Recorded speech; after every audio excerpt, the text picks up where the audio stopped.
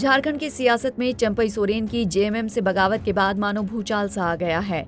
Kolhan tiger के नाम से मशहूर चंपई सोरेन ने सोशल मीडिया पर दर्द दिल बयां कर बगावत का ऐलान कर दिया।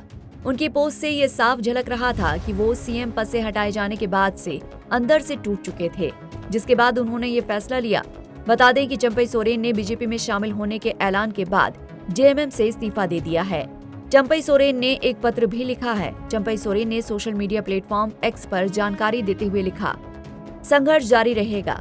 आज झारखंड मुक्ति मोर्चा की प्राथमिक सदस्यता एवं सभी पदों से त्याग पत्र दिया।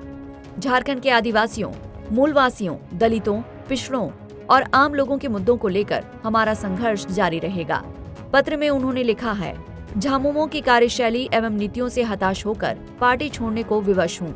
आज पार्टी अपने सिद्धांतों से अलग हो चुकी है। झामुमो मेरे लिए परिवार जैसा रहा है। बीजेपी में शामिल होकर चंपई सोरेन को होगा क्या फायदा? क्या बीजेपी में शामिल होकर बड़ी भूल कर रहे हैं चंपई सोरेन? बीजेपी को कितना फायदा करवाएंगे चंपई सोरेन? चंपई सोरेन के जेएमएम छोड़ बीजेपी में शामिल होने के बाद सियासी गलियारों में ये सवाल उठने लगे हैं कि पूर्व मुख्यमंत्री चंपई सोरेन जेएमएम छोड़कर बीजेपी में शामिल हो तो रहे हैं, पर बीजेपी में शामिल होने से चंपई सोरेन को क्या मिलेगा या क्या मिल सकता है? दरअसल झारखंड में विधानसभा चुनावों की घोषणा जल्द ही होने की संभावना है। झारखंड में बीजेपी लगातार आदिवासी नेताओं को अपने पक्ष में करती जा रही है।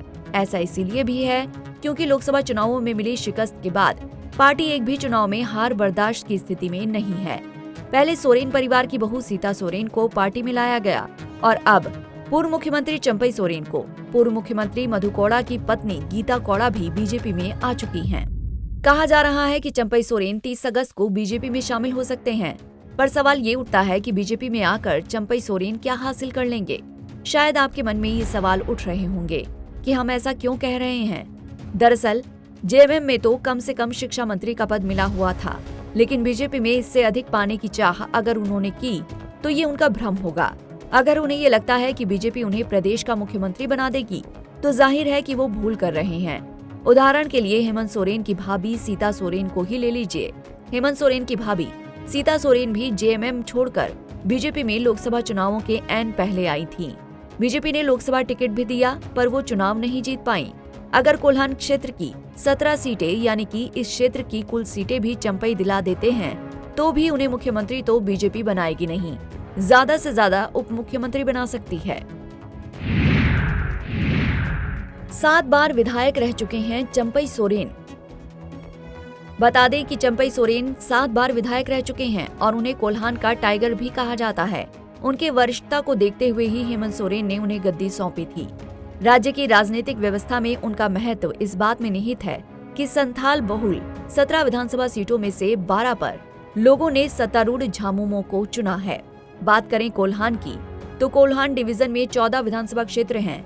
2019 के चुनाव में हेमंत सोरेन के नेतृत्व वाले महागठबंधन ने इस डिवीजन में बीजेपी को करारी शिकस्त दी थी।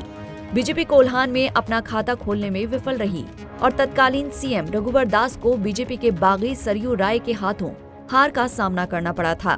आदिवासी बहुल इलाके कोल्हान की वजह से ही जेएमएम ने 2019 के विधानसभा चुनावों में अपनी जीत पक्की की थी।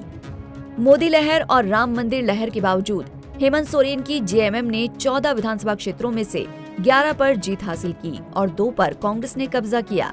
खैर, अब आगे देखना है कि चंपई सोरेन के बीजेपी में शामिल होने के बाद झारखंड की सियासत में क्या नया मोड़ आता है। Bureau report, Punjab Kesari TV. हमसे जुड़े रहने के लिए हमारे YouTube चैनल को सब्सक्राइब करें और नई वीडियो की नोटिफिकेशन के लिए बेल आइकॉन को दबाएं। अगर आप ये वीडियो Facebook पर देख रहे हैं तो लाइक जरूर करें और ज्यादा से ज्यादा शेयर करें। धन्यवाद।